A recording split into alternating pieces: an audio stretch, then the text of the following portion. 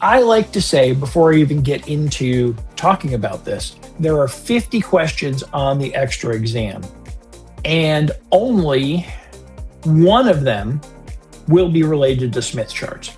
This is Ham Radio. And for ADH, this is for BFR. I hear you a lot clearer. You know what?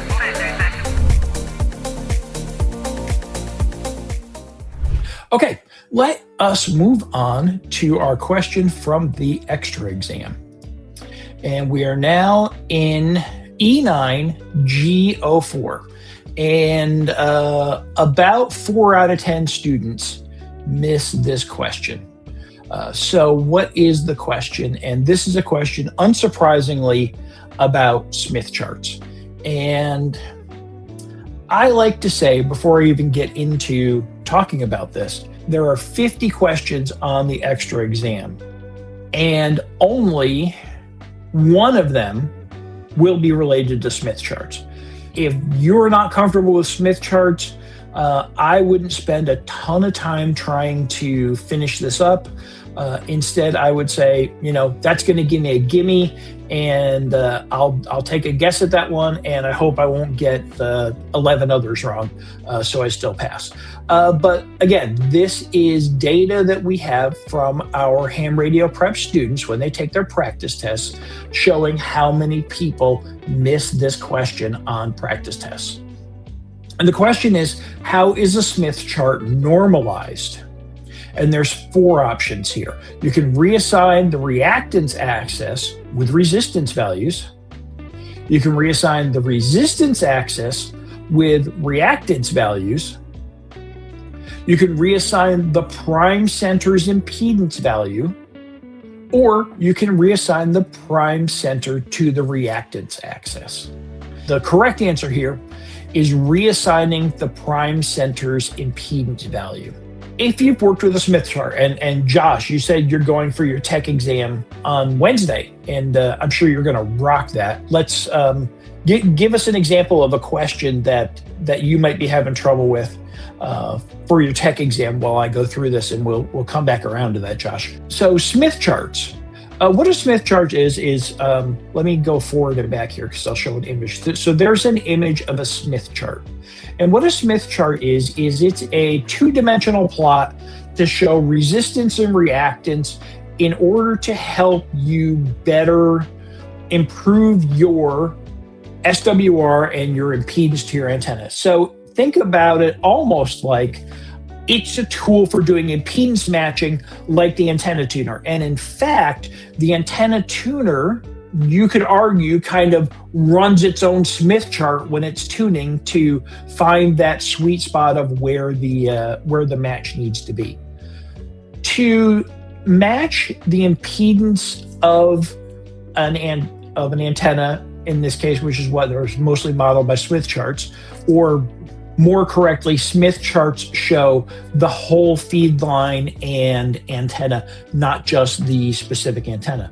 Using the Smith chart, in order to match impedance, you do something called add admittance, and that is the inverse of impedance. So if you're familiar with the term resistance and impedance are the same thing in different scales of usage. So impedance is used, it's still in ohms, it is a kind of resistance.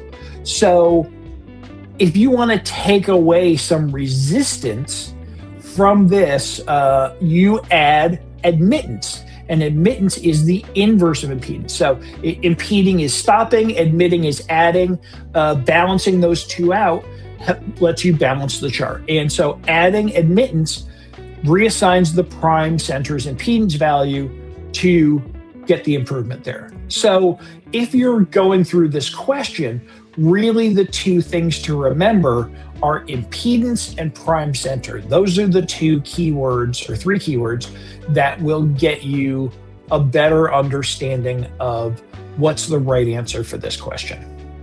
And I popped over this from the lesson here. So here's a Smith chart, and it's got some impedance and reactance items labeled, and resistance and reactance.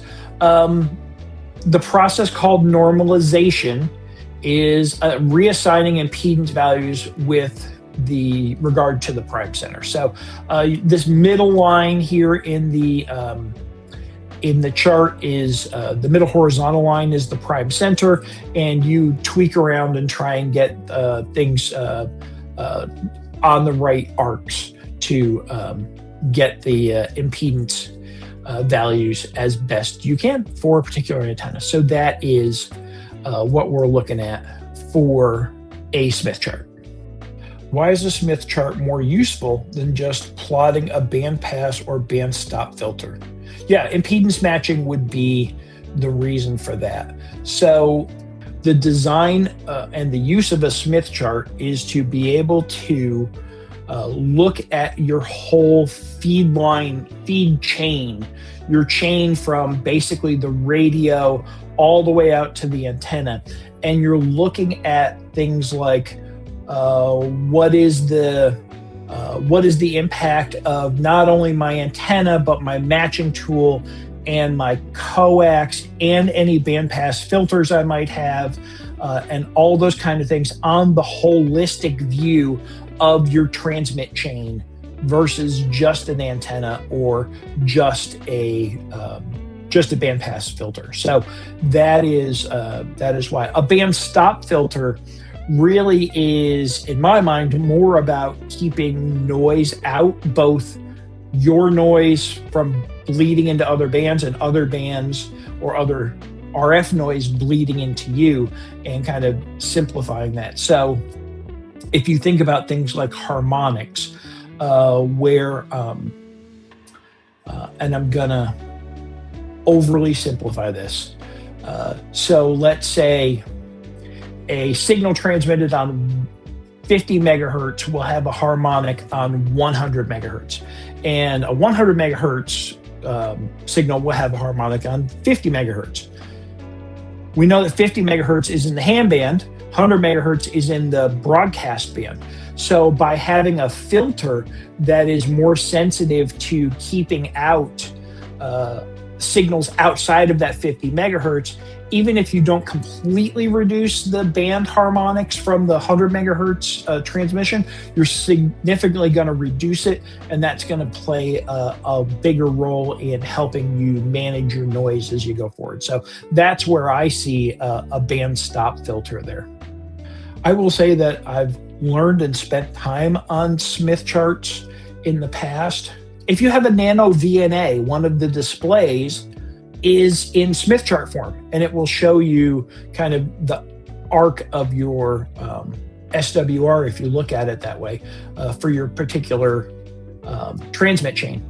And so that is a good way to kind of start to get familiar with Smith charts. But I think that's really the only way I've personally used Smith charts in this. I've seen other people talk about it in the past, and I've appreciated some of it, but I have not really embraced it in my work, maybe mostly because I feel like that I've got a kind of a level of satisfaction with what I have, and that would fall in the fine-tuning service to me. We've helped over 60,000 students get their US FCC amateur radio license, and we can help you too, no matter your age or educational background. Go to www.hamradioprep.com and try a free lesson today.